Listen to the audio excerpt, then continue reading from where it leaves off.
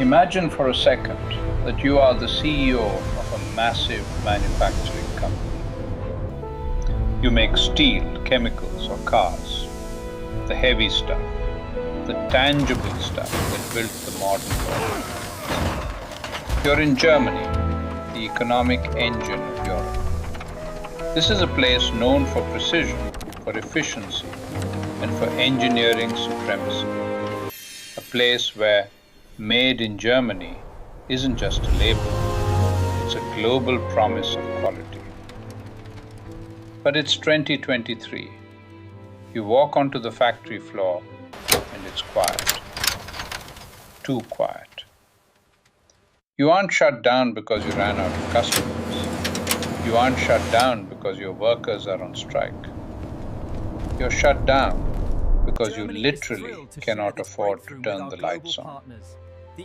Welcome to the Energiewende, the energy turnaround. Why is the gate still locked? It was supposed to be humanity's glorious transition into a utopia of wind, solar, and guilt-free electricity. A green dream sold to the world. Germany spent over $500 billion, $500 billion, trying to engineer this green miracle. That is more than the GDP of most countries. And what did they get for that mountain of cash? Here we see Germany, They got the France, highest and the electricity Netherlands, prices in the dwarfed by developed the world. sheer volume of A de-industrializing economy. And here is the darkest irony of all. They are currently tearing down wind farms to expand coal mines. Yeah, you heard that right. Today we are going to dissect the most expensive unforced error in modern economic history. We're going to look at how a mix of hubris, geopolitical blindness, and panic led a superpower into a trap of its own making. We are going deeper than the headlines. We are looking at the physics, the money, and the dirty politics. Buckle up. It's going to be a bumpy, expensive ride. To understand how we got to the edge of a cliff, we have to go back to 2010. They say It that feels if you look like a closely at lifetime the ago. dust motes in the sunlight, The you can see iPhone the 4 memories was of the brand new. old world drifting People by. were still doing the Dougie. And in Germany, Chancellor Angela Merkel, a literal physicist with a PhD in quantum chemistry, actually made a very scientific decision. She extended the lifespan of Germany's nuclear power plants. At the time, Germany was sitting pretty. They had a robust mix of nuclear, coal, and renewables. Nuclear provided about 25% of the country's power. It was clean, it was stable, and most importantly, it was cheap. The plan was sensible. Use nuclear as a bridge. Keep the lights on with atoms while slowly ramping up renewables over decades. A slow, steady, engineered transition. But then, on March 11th, 2011, the Earth shook in Japan. The Tohoku earthquake triggered a massive tsunami that slammed into the Fukushima Daiichi nuclear power plant. It was a disaster, a tragedy. But let's look at the context. It happened 5,000 miles away from Germany. It happened in one of the most seismically active zones on Earth. It involved a 40-year-old plant design that was hit by a wall of water. Germany, for the record, is not known for its massive tsunamis. It sits in the middle of a very stable continental plate. Logic would dictate a safety review, right? Maybe check your backup generators. Maybe reinforce a flood wall. But politics isn't about logic, it's about emotion. And the German public was terrified. The anti-nuclear movement in Germany wasn't new. It was deeply cultural, fueled by the Green Party, Die Grünen. They had been protesting nuclear energy since the Chernobyl days of the 80s. To them, Nuclear power wasn't just a technology, it was a moral evil. Fukushima was their "I told you so" moment. They took to the streets in numbers that terrified the establishment. So, what did the physicist chancellor do? Did she look at the data? Did she calculate the baseload requirements for the world's fourth largest economy? No. She panicked. Or rather, she made a calculated political pivot to save her coalition. Days after Fukushima, Merkel announced the Atomausstieg, the nuclear phase-out. Germany would shut down all of its nuclear reactors by 2022. 8 of them were switched off immediately. Just click, gone. This is the original sin of the German energy crisis. Let's put this in perspective with a micro story. Imagine you live in a house with a very reliable furnace. It's old. Maybe it looks a little scary in the basement, but it keeps you warm through the coldest winters. You decide you want to switch to solar panels on the roof. Great idea. We all want lower bills and cleaner air. But instead of installing the panels first and then turning off the furnace, you smash the furnace with a sledgehammer in the middle of January and say, "Don't worry, the sun will come out eventually." That is exactly what Germany did. They took 17 trusted, paid-off, zero-carbon power plants and decided to throw them in the trash. Why is this a $500 billion mistake? Because of opportunity cost. Simply building wind turbines is expensive, sure. But building wind turbines to replace working nuclear plants is economic suicide. You aren't adding capacity. You aren't growing your grid. You're just spending billions to run in place. You are spending money to get back to where you started. Between 2010 and 2020, Germany poured massive subsidies into the EEG, the Renewable Energy Sources Act. Homeowners and businesses paid a surcharge on every kilowatt hour to fund this transition. German electricity prices skyrocketed to nearly 3 times the US average. And here is the kicker, the punchline that nobody's laughing at. Despite spending hundreds of billions on renewables, Germany's carbon emissions barely moved for a decade. Why? Because when the wind didn't blow and the sun didn't shine, which happens a lot in Northern Europe, they couldn't turn the nuclear plants back on. They were gone. So they burned lignite coal, the dirtiest, nastiest fossil fuel on the planet. They killed the cleanest form of baseload power to save the environment and ended up relying on the sootiest rock in the ground. Okay, so you've killed your nuclear plants. You have a lot of wind and solar, but they are intermittent. You need a backup plan for those dark, windless days. What the Germans call Dunkelflaute, literally dark doldrums. If you want to get off coal eventually, what's the bridge fuel? Natural gas. It burns cleaner than coal.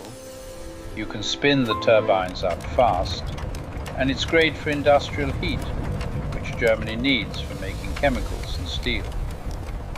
But Germany doesn't have much gas of its own. Enter the dealer, Vladimir Putin.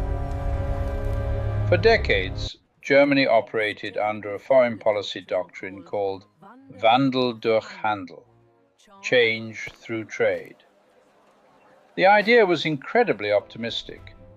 If we buy enough gas from Russia, if we entangle our economies, Russia will become a nice liberal democracy. We won't go to war with our best customer, right? It was the McDonald's theory of peace applied to pipelines. This led to the construction of Nord Stream 1 and the planning of Nord Stream 2. These were massive engineering feats, pipelines running under the Baltic Sea, designed to pump cheap Siberian gas directly into the veins of German industry. It was a drug, and Germany was the junkie. By 2021, Germany was importing 55% of its natural gas from Russia. Let's break that down. Their entire manufacturing model, BASF, Bayer, Volkswagen, was predicated on one assumption: the cheap Russian gas would flow forever. That input cost was the secret source of German profitability. There were warnings. Oh, there were so many warnings. The Poles warned them, the Ukrainians warned them. The Baltic states screamed from the rooftops that this was a geopolitical trap. They said, "You're handing the Kremlin a kill switch for your economy."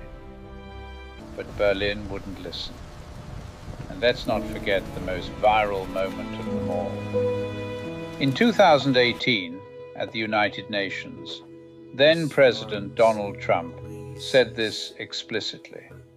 He warned that Germany would become totally dependent on Russian energy if it did not immediately change course. The camera cut to the German delegation. They were smirking. They were laughing. They looked at each other like, "Listen to this idiot. He doesn't understand high-level European diplomacy." Fast forward to February 2022. Russian tanks roll into Ukraine. The laughter stopped real quick. Suddenly, the Wandel durch Handel policy looked less like sophisticated diplomacy and more like suicidal negligence. When the sanctions hit and Russia throttled the gas flows, and then the pipelines mysteriously blew up, but that's a whole other video, Germany was caught with its pants down in a blizzard. The price of gas didn't just go up, it went vertical. Spot market prices increased by 1,000% of the peak. Remember that factory owner from the beginning of the video? Suddenly, his energy bill went from $1 million a month to $10 million. You can't absorb that. You can't pass that on to customers who can just buy steel from China or the US. You just close. So the German government had to scramble. They had to bail out utility giant Uniper to the tune of $30 billion just to keep the lights on.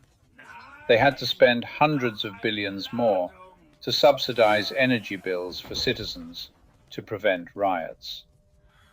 This is where the trap snaps shut. Germany shut down its nuclear, so no backup there. It alienated itself from fossil fuels ideologically. And then its main supplier of the one fuel it did allow, gas, turned into an enemy of the state. Economic Minister Robert Habeck, from the Green Party, ironically had to go on a humiliating world tour. He was photographed bowing to the Emir of Qatar, begging for LNG, liquefied natural gas, to replace the Russian pipeline gas. And the irony? That LNG is much more expensive than the Russian gas was. It has to be cooled to minus 160 degrees Celsius, shipped across the ocean, and regasified. This means the era of cheap German manufacturing is likely gone forever. The competitive advantage that made in Germany a global powerhouse, high quality at a competitive price, was secretly subsidized by cheap Russian hydrocarbons. Now that the subsidy is gone, the cracks in the foundation are turning into canyons. We are just getting started. If you want to see the real human cost of this energy trap, you don't look at a utility bill. You look at Ludwigshafen. This is the home of BASF, the largest chemical producer in the world. This is an industrial city within a city. This one site consumes about as much natural gas as all of Switzerland. For decades, this was the beating heart of German industry. It turned cheap Russian gas into the fertilizers that feed us, the plastics that package our goods, and the vitamins that keep us healthy. But in 2023, the heart started skipping beats. BASF announced it was permanently downsizing in Europe. They cut 2,600 jobs at their flagship plant. They shut down one of their ammonia plants.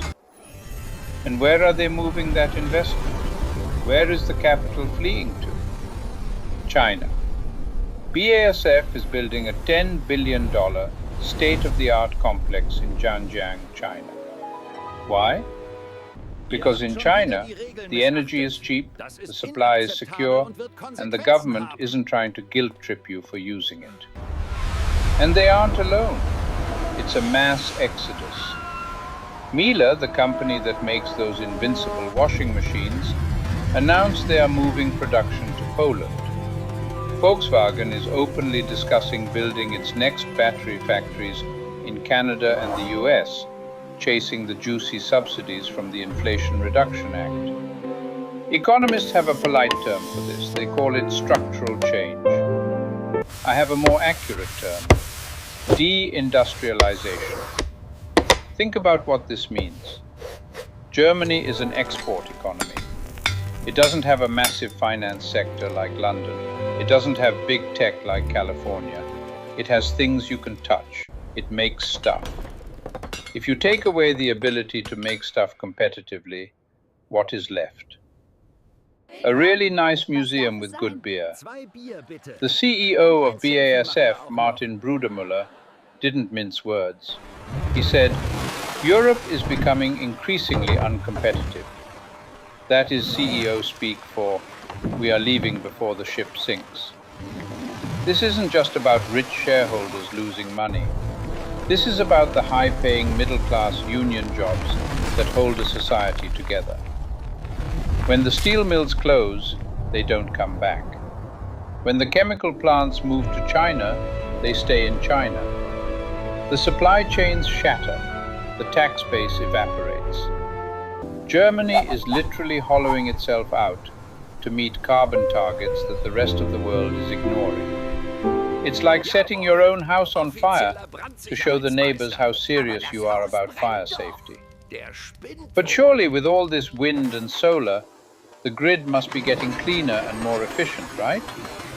Oh, you sweet summer child. Let's talk about the $4 billion ghost electricity scandal. Okay, let's get technical for a minute, because this is where the incompetence truly shines. Germany has a geography problem. Imagine a map of Germany. The wind blows in the north, near the coastlines and the sea. That's where the turbines are. But the factories, the massive industrial consumers like BMW and Siemens, they're in the south, in Bavaria and Baden-Württemberg. To get the power from A to B, you need massive high-voltage transmission lines, the electrical superhighways. The biggest one is called Südlink. It was supposed to be the main artery of the energy transition. The original plan? Have it ready by 2022, just in time for the nuclear phase-out. Perfect timing. The reality? It's stuck in bureaucratic hell. Due to endless lawsuits and NIMBY, not in my backyard protests, the government caved. They had to agree to bury the cables underground. Do you know what happens when you bury high-voltage DC cables instead of stringing them on towers? The cost triples. The construction time explodes. The new completion date is 2028, maybe. Some experts say 2030. So what happens today when a storm hits the North Sea and the wind turbines spin like crazy? You have too much power in the north and no way to send it south. The grid gets overloaded. It becomes unstable. To prevent a blackout, the grid operators have to tell the wind farms to turn off. Stop spinning. But here is the kicker. The wind farms still get paid. It's called redispatch. or as I call it, ghost electricity. German consumers are paying wind farms billions of euros not to produce power. In 2022 alone, the cost of this congestion management hit a record $4.2 billion. Let that sink in. $4.2 billion for nothing. Meanwhile, because that clean power can't reach the south, the factories in Bavaria have to fire up, you guessed it, coal and gas plants to keep running. You are paying twice, once for the green energy you didn't get, and once for the dirty energy you had to use instead. It is a Rube Goldberg machine of inefficiency. It is an economic absurdity. And who pays for it? The German grandma checking her mailbox, finding an electricity bill that has doubled in 3 years. We are halfway through the disaster. In the next part, we're going to talk about the heat pump fiasco that nearly toppled the government and the green reality check that shows why emissions are actually dropping. Spoiler, it's not good news. If you're enjoying this breakdown of economic chaos, hit that like button. It tells YouTube that people actually care about energy policy. And tell me in the comments, would you install a heat pump if the government forced you to pay $30,000 for it? By 2023, the German government realized that shutting down nuclear and burning coal wasn't exactly great for their carbon footprint. They needed a new wind. They needed to decarbonize something else. They looked at the transport sector, too hard. They looked at industry, too expensive. So they looked at your house. Enter the Heizungsgesetz, the heating law. The Green Party economic minister, Robert Habeck, pushed through a law that effectively planned to ban new oil and gas boilers, starting in 2024. The replacement? Heat pumps. Now don't get me wrong, heat pumps are amazing technology. They are basically air conditioners running in reverse. They are super efficient. In a new build, they are a no-brainer, but there is a catch, a big one. They work best in modern, well-insulated houses with underfloor heating. They need a tight envelope to be efficient. Do you know what most German houses are? They are old. They are drafty. They are built with bricks thick enough to stop a tank, but terrible at holding heat without massive radiators. To make a heat pump work efficiently in a 1950s German house, you often need to do a full retrofit. You need to rip up the floors, replace the radiators and insulate the walls. The cost? It can easily run between $20,000 and $50,000. The government offered subsidies, sure, but the messaging was a disaster. It felt like a forced expropriation. Grandma, living on a pension in her paid-off house, was suddenly told she might have to take out a massive loan just to stay warm next winter. She was told her home was now a liability. The public reaction wasn't just anger, it was fury. The tabloid newspaper Bild ran headlines calling it the heat hammer, Heizhammer. Habeck's approval ratings fell off a cliff. The Green Party went from the darlings of the urban elite to the villains of the working class. And who benefited? The far-right party AfD, Alternative for Germany. They surged in the polls, largely by saying one simple thing: we won't touch your boiler. It got so bad that the government nearly collapsed. They had to water down the law significantly, delaying the deadlines and creating massive loopholes. But the damage was done. The heat pump industry, which had ramped up production expecting a boom, actually saw sales crash in 2024. Why? Because everyone was confused and terrified. They panicked and bought brand new gas boilers before the ban kicked in. In the year before the law was supposed to start, Germany saw a record number of gas boiler installations. The law achieved the exact opposite of its intent. It locked in fossil fuel usage for another 20 years. It was a masterclass in how not to do policy.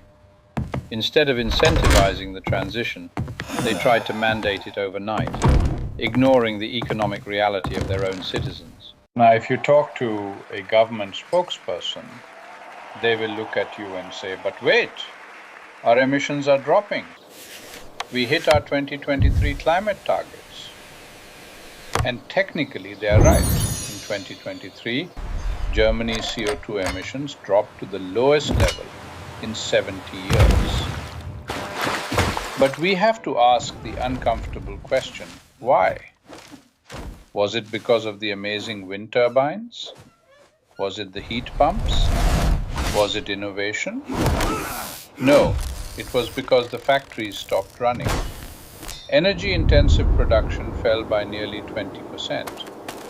When you shut down steel mills, chemical plants, and paper factories, your emissions go down, obviously. Hooray! You saved the planet by destroying your economy.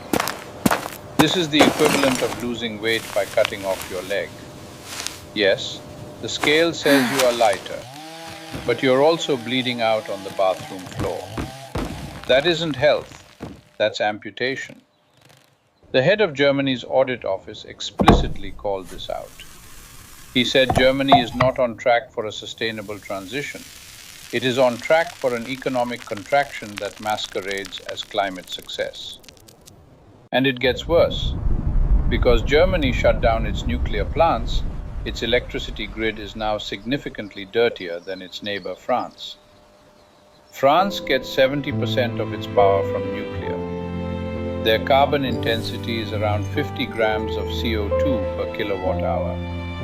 Germany, even on a good day, it hovers around 300 to 400 grams, sometimes higher when the coal is burning.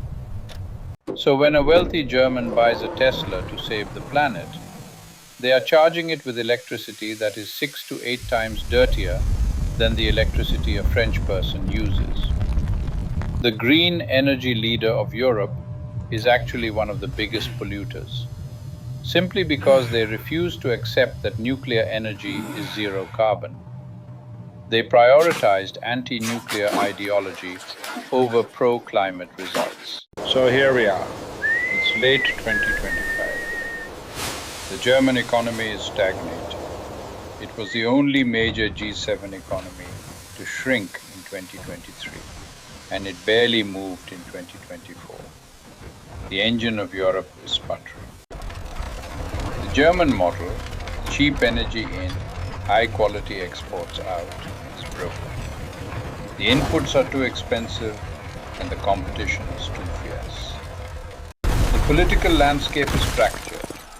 The Green Party is fighting for its political life. The industries that made Germany rich are looking for exit strategies. And the world is watching.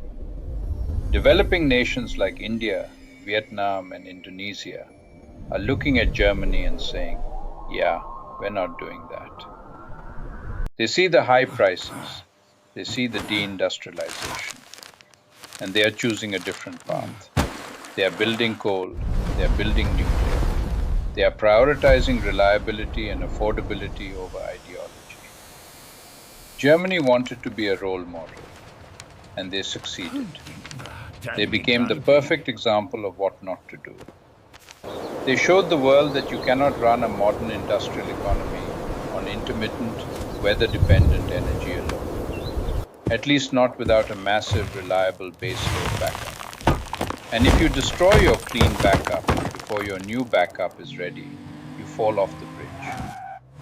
Germany jumped off the cliff, hoping they would invent a parachute on the way down. They didn't, and now they are hitting the ground. Is there a way out? Maybe. Germany still has incredible engineers. They have deep pockets, they have a resilient workforce. There is talk, quiet whispers in the halls of power, of restarting some nuclear plants. The opposition party, the CDU, has hinted at it. But the technical hurdles are massive. The fuel rods are gone, the staff has retired, the permits have expired. Restarting a dead nuclear industry is harder than keeping a living one alive. Then there is the hydrogen hope. The government is betting everything on importing green hydrogen from places like Namibia and Australia to power their industry. But the physics of shipping hydrogen are brutal. It is incredibly inefficient and expensive.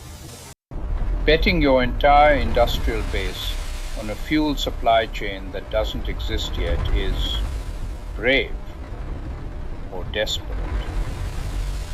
The lesson for the rest of us is clear. Energy policy cannot be built on wishful thinking. It cannot be built on vibes. It requires physics, math, and cold, hard economics. If you let ideology drive the bus, don't be surprised when you drive it off a cliff. Germany spent $500 billion to learn this lesson. Hopefully, the rest of us can learn it for free.